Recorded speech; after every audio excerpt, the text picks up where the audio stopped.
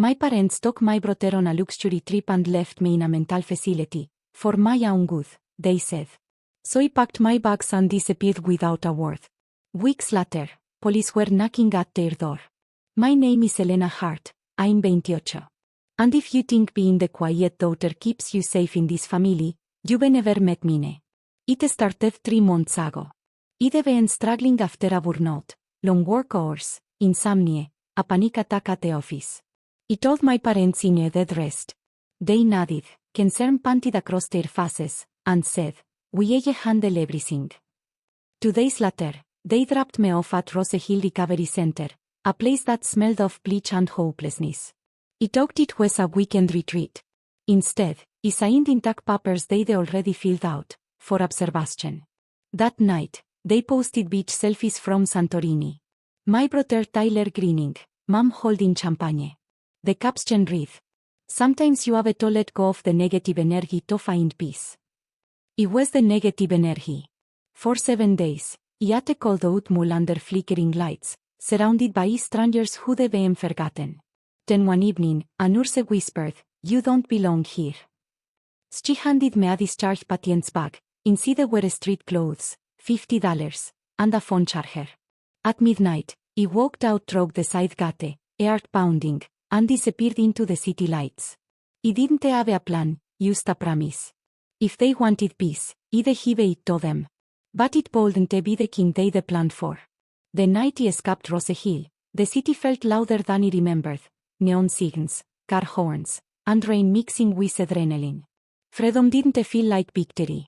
It felt like shaking hands and an empty stomach. I took a bus to the next town, spent $50 on coffee and a one-night motel room that smelled like mildew.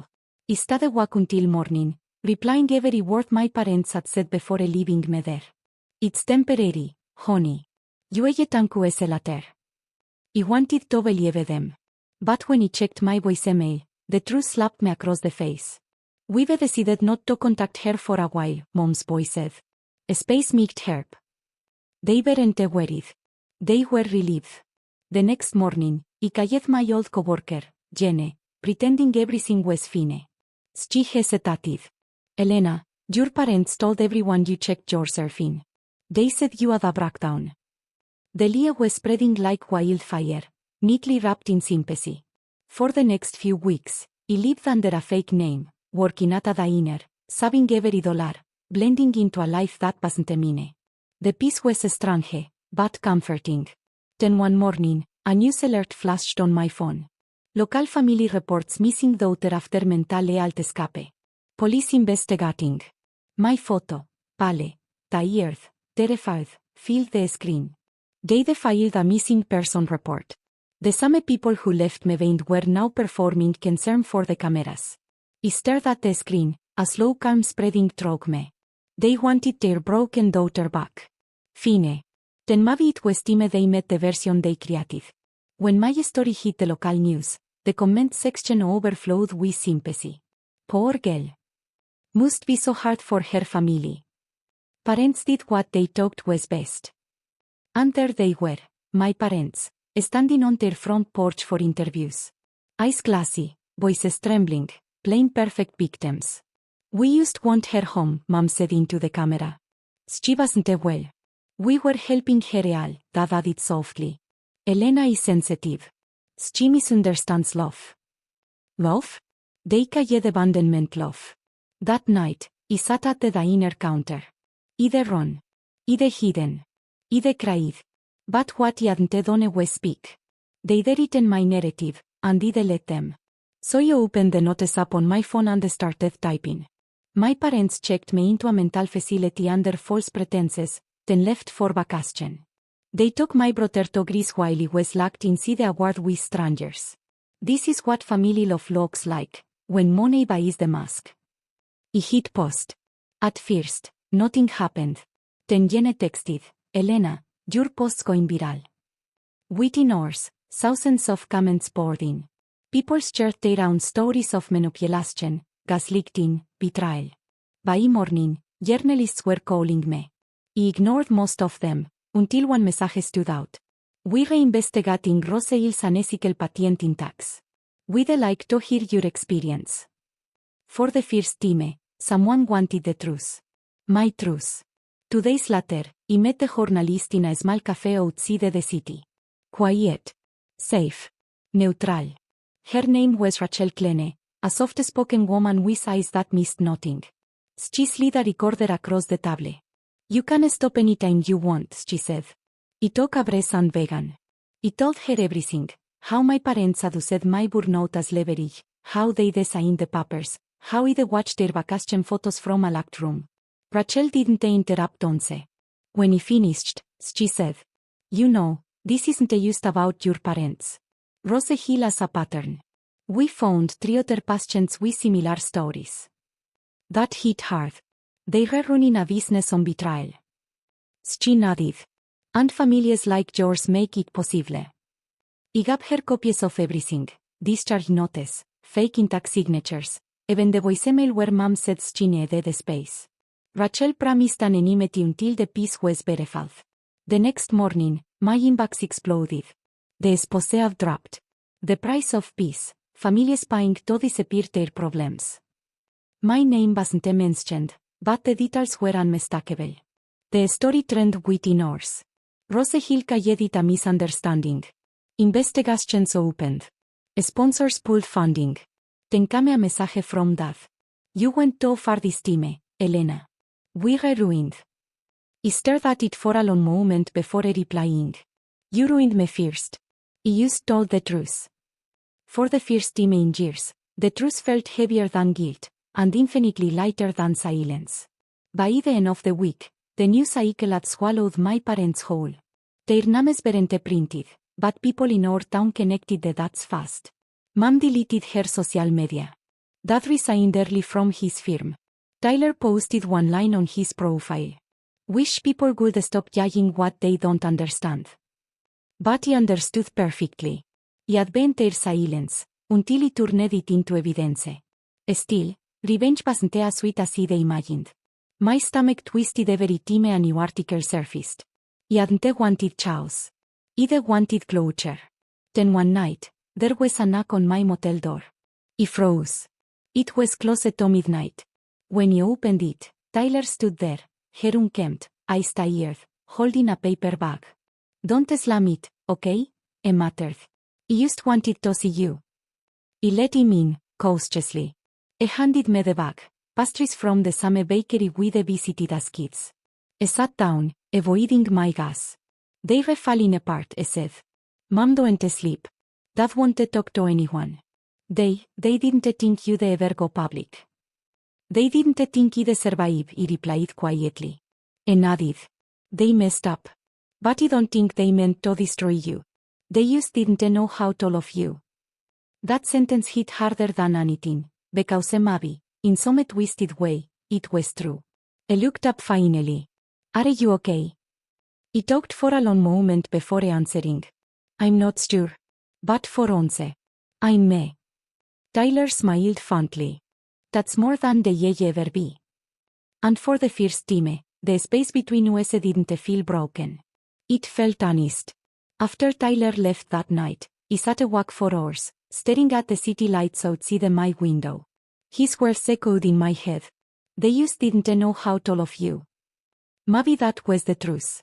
Maybe I'd spent half my life trying to translate affection from people who only spoke in control. The next morning, my phone buzzed again. This time, it wasn't a family. It was Rachel, the journalist. Elena, you might want to see this, she wrote. She sent me a link to a follow-up story. Rose Hill's license had been suspended pending investigation. Former staff were testifying. One nurse, the same woman who'd whispered, "You don't belong here," had come forward, confirming everything. My chest tightened. She saved me, I murmured. Rachel's next text followed almost instantly. You did that for yourself. She used to open the door. For the first time, the word "sub" didn't feel passive. It felt earned. Later that day, I visited the boardwalk outside the city, the one Mom said to take us to when we were kids. Families laughed. Couples strolled. Seagulls circled overhead. Life went on, without apology. I bought 2 hot chocolates and sat on a bench facing the water. One for me. One for the girl you said to be, the one who believed love meant obedience. He whispered into the wind, you're free now. A smart peace settled in my chest. Not loud, not cinematic, just steady. That night, he checked my messages one last time. Tyler had sent a photo of our parents' house. The lights were off. The porch was empty. His caption read, they're quiet now. Really quiet. And for the first time, that silence didn't scare me. A month later, the investigations wrapped. Rose Hill was officially shut down. Every fourth signature, every temporary old exposed. My name stood out of the headlines, but the truth echoed loud enough. Families began filing suits, voices rising one after another. Rachel called me that afternoon. You started something bigger than you think, she said. People are waking up. He smiled fondly. Maybe that's what healing looks like, noise instead of silence. When you nap, my phone buzzed again. This time, it was from an unknown number. Elena, it's Mom. He almost deleted it on reflex, but something in me hesitated. We saw the news. We know what we did was wrong. We talked we were helping. We didn't know how else to keep you safe. It wasn't an apology. It was justification wrapped in guilt. Still, he replied. You kept me safe from everything, except you. No response followed. But for once, he didn't need one. That evening, he met Jenny for dinner. She looked at me over her glass and smiled. You look different.